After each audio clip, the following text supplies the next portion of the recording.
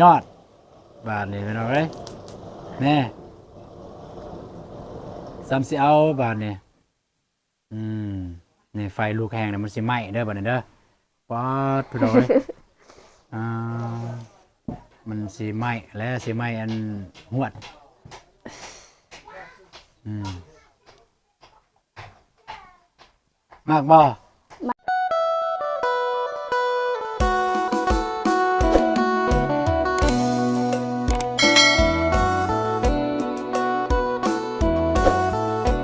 ผมไม่ไปน้องเลยเนาะตอนนี้บ่าวตูนก็ยังอยู่ที่บ้านน้องบองพี่น้องเนาะเข้ามาอีกรอบซองพี่น้องเอ้ยเมื่อกี้นี่ก็ได้อัปเดตแล้วแต่ว่าก็อัปเดตตอนเช้าว่าเพิ่นเฮ็ดหยังแน่พี่น้องเนาะแล้วก็บ่าวตูนก็ได้ไปอัปเดตทางน้องกระเดยพี่น้องไปแจ้งน้องกระเดยเรื่องเกินว่าค่าสร้างก็ยังบ่ทันมีคือเก่าพี่น้องแหล้วเนาะบัดนี้บ่าวตูนก็มาหาน้องบองกับบ่าวตูนมีเกินว่ามีหยังสิให้พี่น้องเนาะก่อนสิเข้าไปหากะ กราบทักทายสบายดีเด้อสบายดีพ่อแม่พี่น้องหมดสุขุสุขคนเด้อยินดีต้อนรับ2เบาตูนสแนลคือเก่าเช่นเก่าเช่นเคยพี่น้องเนาะโอเคไปพี่น้องบ่ระยะห่างเนาะเบาตูนมีนี่พี่น้องมีพัดลมบ่แม่นลงเครื่องเป่าไฟพี่น้องเครื่องเป่าไฟให้น้องบองเพิ่นเพื่อว่าเพิ่นได้ใส่ในเรือนครัวพี่น้องเอ้ยนี่แหละได้ใส่ในเรือนครัวเพิ่นบ่ให้เอาปากเป่าพี่น้องมันสิเมื่อยก็เลยได้ซื้อมาเครื่องอันนี้เป็นตัวช่วยพี่น้องเนาะไปอืมก็เป็นเกินว่าตอนแรงแล้วปัดนี้พี่น้องเอ้ยตอนแรงอืม มันประมาณ5 โมงแล้วพี่น้องเอ้ยตอนนี้5 โมงเนาะไปคนมาเบิ่งกันหลายพี่น้องเอ้ยอ่าสิแล้วมาอัปเดตเบิ่งตอนตอนแรงโอ้เทขานเลยพี่น้องเอ้ย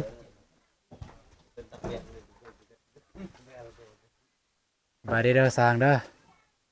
Ya, ini tuh tong tong dulu ya. อืม Kong mai biak khabar ปั ini. ดเป็นเทแล้วพี่น้องเอ้ยนี่เทขานเลย Oh ya, ngai chiang ini. อันนี้ก็ประกอบแล้วเบื้องนี้โทษเบื้องนี้ก็ประกอบแล้วบานแล้วก็ประกอบวงกบแล้วยังแต่ใส่ปูนอัดปูนใส่เบื้องนี้ก็ประกอบเรียบร้อยแล้วสำหรับวงกบยังแต่ใส่บานประตูปานนี้พี่น้องเนาะแล้วก็มื้ออื่นน่าจะได้เทแล้วคิดว่ามื้ออื่นจะได้เทไปไปอัปเดตไปเบื้องนั้นพี่น้องเอ้ยมันจึงแจ้งสบายดีเด้อสร้างเด้อ เด้อไปพี่น้องเอ้ยทางสร้างเฮากับบ่มีอารมณ์สิเว้าแล้วว่าเมื่อยเด้เฮ็ดเวียกเบิดมื้อบ่ตูนก็มายามใดก็มาเลยว่าพี่น้องบ่ได้ซื้อหยังสบายดีเด้อพ่อบ้านเด้อโอ้เทเลยเนาะเทเลยเนาะคัก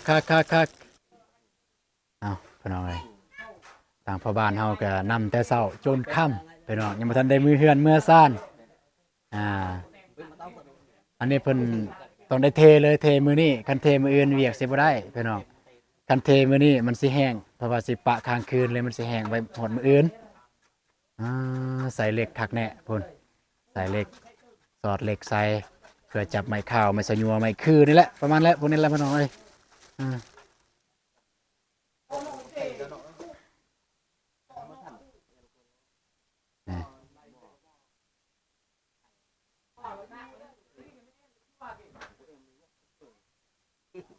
อืม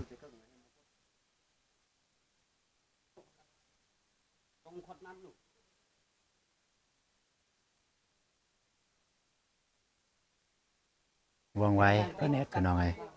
นี่ก็ซองมือพี่น้องเป็นเฮ็ดซองมือก็ซ้ำนี่มื้อที่3น่าจะได้เห็นปีใหม่สะยัวแต่ว่าก็คือยังพี่น้องได้เห็นทางคลิปของบ่าวอนงพี่น้องเอ้ยเนาะก็สำหรับอ่าไม้ที่จะเป็นคือว่าไม้ข้าวแล้วไม้สะยัวยังบ่ทันมีพี่น้องเอ้ย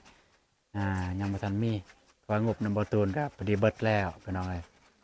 ยังบ่เกินไว้บ่พอสำหรับพวกนี้ก็ประมาณอยู่ถ้าสิซื้อก็ประมาณอยู่ หมอง6หรือ7นี่แหละพี่น้อง7โตหมอง7โตนี่แหละพี่น้องเอ้ยถ้าซื้อไม้สะญัวแล้วว่าไม้เส้นสบายง่ายซะกับไม้เส้นพี่น้องเอ้ยไม้เส้น4เมตรเนี่ยก็ยังบ่ทันมีแต่ถ้าจำเป็นบ่มีพี่น้องเอ้ยก็บ่ตูนก็แนะนำให้ทางทีมงานพ่อบ้านให้ตัดให้ซอยไม้เสานี่เลยพี่น้องไม้เสาของน้องบอกนี่เลยซอยไม้อันนี้มาเฮ็ดเส้นเฮ็ดเป็นไม้เส้นถ้าจะเป็นบ่มีก็ต่อกันได้ซำใดก็เอาซำนั้นพี่น้องเนาะหรือถ้ามีเกินว่าพี่น้องเพิ่นอยากซอยหยังนะเพิ่นอยากซอยเรืออยากเพิ่นว่าอยากสมทบซอยเรือพี่น้องของน้องบองนะแสดงว่าเพิ่นมีไม้อันเนี้ยเพิ่นอยากซอยเรือก็แฮงดีพี่น้องเนาะแต่เพิ่นอยากซอยเรือเพิ่นอยากสมทบไม้ให้น้องบองให้มันเพียงให้มันพอมันครบอยากแฮงเป็นการดีพี่น้องเอ้ยทางเฮาก็บ่สามารถปฏิเสธได้ถ้าเพิ่นสมทบอยู่บ่นี้ก็แฮงแบบดีอกดีใจพี่น้องเนาะ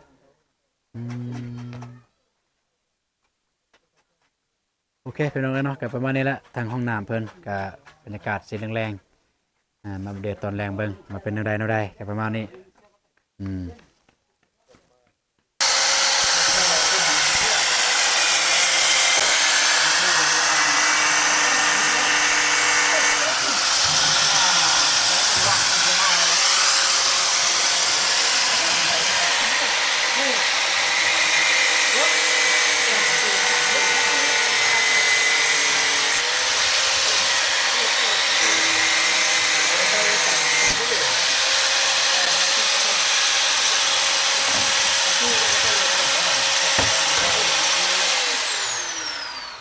โอเคพี่น้องเนาะเรียบร้อยโอเคพี่น้องครับมาแต่ว่าสิขึ้นไปหาน้องบองเพิ่นเลยก็ตอนเจริญเพิ่นอยู่เฮือนนั่นแหละเพิ่นกำลังนึ่งข้าวนึ่งน้ำโอ้ควันเต็มพี่น้องเอ้ยไปไปหาน้องบองเพิ่นพี่น้องเนาะปัดโธมืดแท้คือมาเปิดไฟเด้อมืดไฟทางนอกสำบายดีเด้อเอาไม่เลยป้าควันไฟน้องบองเอ้ย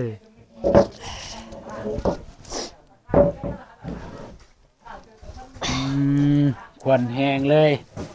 นี่บ่เห็นเลยมืดเลยควันไฟมันเข้าตาบ่โดยเข้าลายบ่ดีได้น้องบองน่ะคือบ่ใส่เตาพุ่นแล้วก็ใส่ถ่านเลยมันจึงบ่มีควันลายอะไรคือบ่ใส่เตาพุ่นเลยบ่ได้ซื้อทานบ่ได้ซื้อถ่านหรือว่าบ่มีเงินซื้อบ่มีเงินซื้อนี่แหละน่ะนึ่งข้าวบ่นี่โดยนึ่งข้าวจากโมงแล้วนี่ข้าวแรงแล้วนี่5 โมงพวกเราก็ข้าวแรงแล้วเนาะ5 โมงนะก็ฟืนมันฟืนมันซุ่มมันซึมป่ะโดยมันเปียกป่ะโดยเป่าแบบนี้เลยป่ะโดยเมื่อยเป่าเนี่ยเมื่อยแต่ละเทือกระเป๋าเลยเอาปากเป่าโดยเป่าตลอดขั้นเป่าได้เป็นยังไงใส่บลุกทำเป่าไปบลุกโดยเข่ากับบซุกเอาไอมีตัวช่วยไอมีตัวช่วยนับแต่นี้ต่อไปน้องเอาปากเป่าแล้วแล้วก็น้องบวนน้องวันศรีพ่อแม่เอาปากเป่าแล้วนับแต่นี้ต่อไปเอาบ่ เอาอ่ะเอานะไฟเทสสิบ่เอาเนาะเอาบาทเนี่ยศอกล้นทับน้ำหนัก2 กิโลกรัมนี่แกอะไรบ้างแกเบิ่งได้มันยังเนี่ยเอา คักนี่ แทงแทงแทงแทงน่าลองเลยเบิ่งฮะน่ะเขาเอิ้นหยังน่ะเขาเอิ้นหยังน่ะ บ่ฮู้ โอ้ บ่ เครื่องเป่าลม เด้เครื่องเป่าลมบ่ แม่นเครื่องเป่าลม อืม หรือว่าเครื่องเป่าไฟ ใจ ก็ ละ ได้ ลาย นะ เด้อ โดยลองเบิ่งเอาบัดนี้นี่นะปะพุ่นนะทางหน้านะ นี่บ่ แม่นเอาเป่าบัดนี้ปั่นเลย ปั่นเลยเอาบัดนี้เอาบัดนี้ ปั่นเลยบ่แม่น บ่แม่นบ่ ปั่นไปทางหน้าจังซี่ นี่บ่ หันบ่แน่ อู้คั แน่ ก เอ้ยคักสุดแล้วบัดนี้เนาะ โดย มันเอาปากเป่าแล้วบัดนี้อืม อืม สุดยอดบาทนี่เป็นเอาเลยแน่ซ้ำสิเอาบาทนี่นี่ไฟลูกแห้งเนี่ยมันสิไหม้เด้อบาทนี่เด้อป๊อดพี่น้องเลย อ่ามันสิไหม้และสิไหม้อันหวด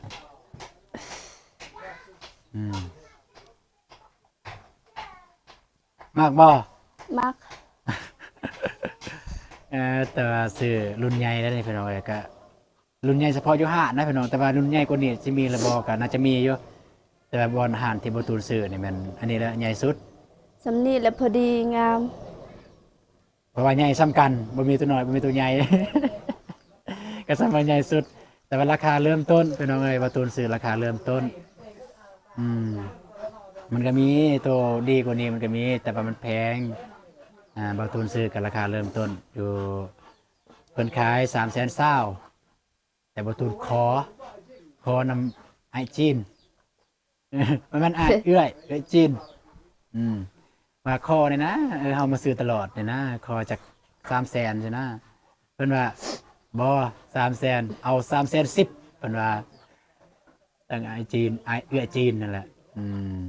บ่ตูนก็เลยซื้อมานี่ซื้อมาให้ทางน้องบองเพิ่นนะอันนี้ก็คือของผู้ใหญ่เพิ่นเด้อเพิ่นเห็นแต่ละเทื่อเพิ่นเห็นแบบว่าทีมงานเฮามาอัปเดตมาทายก็เห็นน้องบองหรือว่าน้องบ้วนเอาปากเป้าไฟเพิ่นเห็นเพิ่นก็เลยมีเกินว่า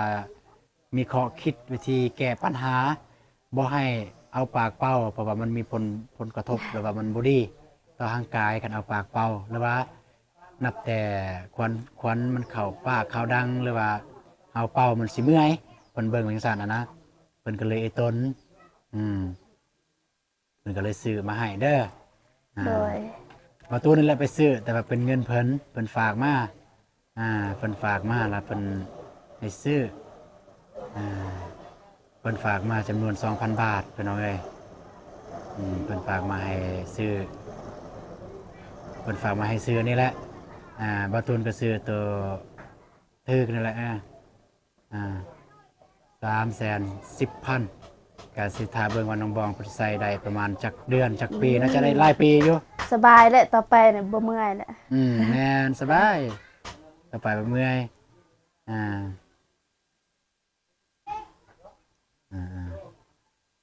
สบายบัดนี้เนาะบ่ได้ก้มลงแล้วบัดนี้บ่ได้หัวไปจุใส่พุ่นเลย แม่น ไม่แต่นั่ง อันนี้ เสีย ก็ถ้ามีนี่ก็ได้ทันอยู่การขี่รถไปรับจ้างนี่คือว่าช่วงปีกายนั้นเฮาก็มีแต่เป่าแต่ว่าไฟนั้นบ่ลุก ไปบ่ลุกย้อนฟืน โดย มันซึมแล้วก็ฟืนแบบนี้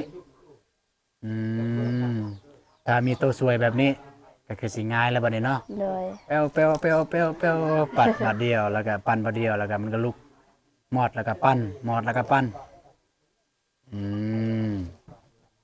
มันก็คักเลยพี่น้องเอ้ยมันอยากมืดเด้อพี่น้องเอ้ยเพราะว่าอยู่เทิงเฮือน เพราะว่าประทุนกันมาเบิ่งเกินวันนี้อยู่เทิงเฮือนมันอยากมืดมันบ่อยากแจ้งปานใดไปอยู่เฮือนใหญ่ไปมันจึงสิแจ้งประทุนมีแนวสิให้ เป่าก่อน ถือไปเลยก็ได้ถือไปเลยก็ได้ โอเค ก็จะได้ถ่ายแจงๆให้เพิ่นเบิ่งแหน่ไปพี่น้องไปลมกันอยู่เทิงเฮือนพี่น้องมันสิแจงนะอยู่นี่มันมืดพี่น้องเดี๋ยวจักหน่อยลมกันแล้วน้องก็มาเบิ่งข่าวเบิ่งน้ำคือเก่าไป ไปพี่น้องเอ้ย ให้น้องบองเพิ่นจับไปเลยทางเครื่องคอกในก็ได้อ่าไปลมอยู่เทิงเฮือนมันจึงสิแจ้งพี่น้องไปไปเรียบร้อยโอ้สะอาดสะอ้างพี่น้องเอ้ยเนาะเพื่อนน้องเพิ่นเปิดไฟก่อนเบิ่งนี่แจ้งบ้านนี่ค่าไฟเดือนนี้เสียเท่าไหร่เดือนนี้บ่ได้เสียหลายบ่ บ่จื้อน่ะ บ่จือพี่น้องเนาะโอเคบ่ระยะห่างพี่น้องเอ้ยก็สิได้มอบเงินให้น้องเพิ่นก็คือเงินที่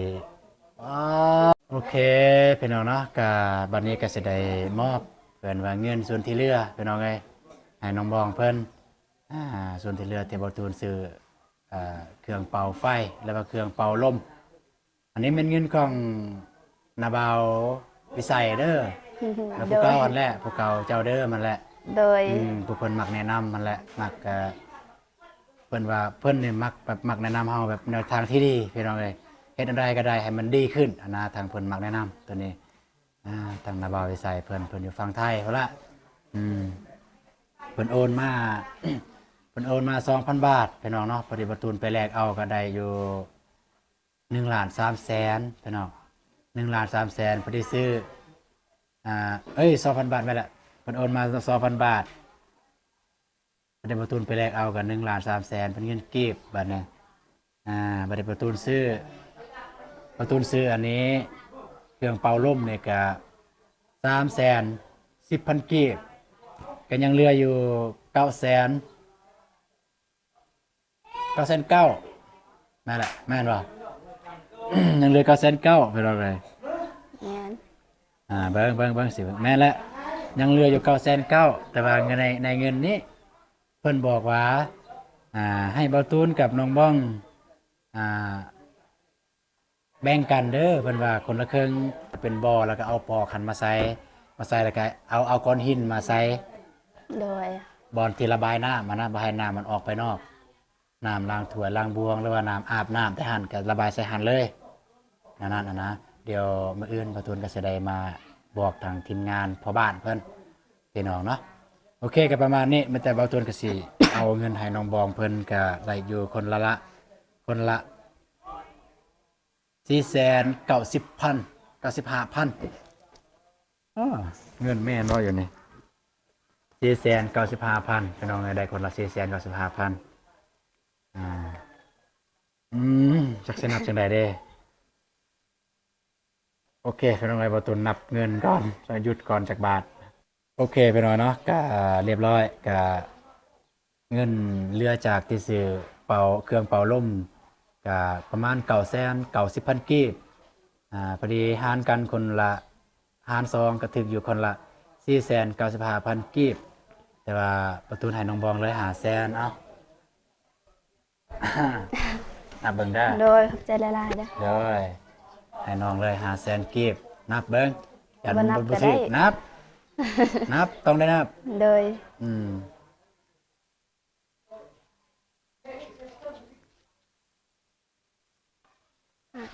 ขอบ โอ ใจ เคให้เลยให้น้องเลย500,000กีบแต่บ่หลายดอกเติม 5,000 กีบซื่อเพื่อน้องก็เพราะว่าตอนนี้ก็อย่างที่ฮู้พี่น้องเอ้ยทั้ง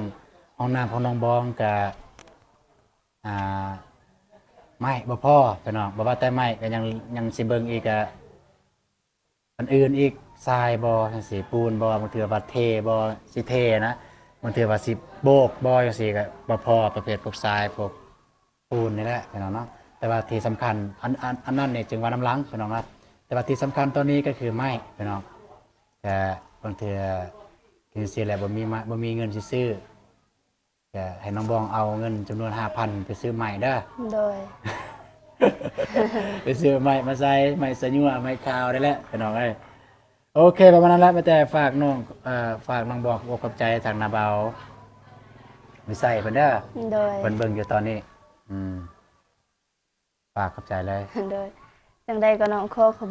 คุณนาบาวหลายๆเด้อที่โอน เงินมาให้ทางไอตูนเพื่อให้ไอตูนมาซื้อแนวเป่าลมให้น้อง เพื่อให้น้องสบายวันข้างหน้า ได้ อะไรก็น้องขอขอบคุณกับคุณหลายๆแล้วก็ขอให้